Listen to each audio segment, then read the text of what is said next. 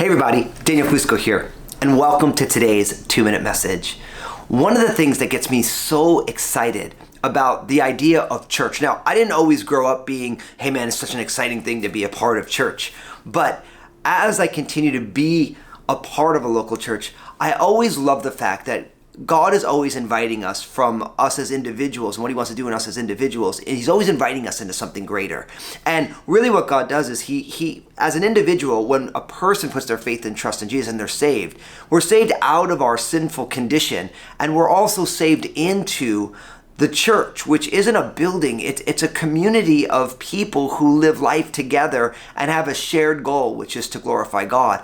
And when church is at its best, everybody within that church brings their gifts and talents, and we all use our unique gifts and talents for God's glory, and we realize that we're bigger than we are as individuals. See, this is where our culture and where God's plan for humanity are kind of in collision, because our culture says you are uniquely gifted and you are all you need. And really the church is like, actually, no, you're uniquely gifted, but you're actually way better when you use the gifts that you have as part of something bigger, specifically oriented to the glory of God. And I love watching week in and week out, day in and day out through Crossroads Community Church, where I get the pleasure of being one of the pastors, watching God use people with unique giftings that are different from mine. Like, we have a staff of amazing pastors. All of our pastors are gifted differently than I am. And I'm so grateful for it because I watch God use them in some of the most extraordinary ways. And I can just celebrate it because I don't have to have all the gifts. I know that I don't. But there's all these people who bring gifts to the table. And so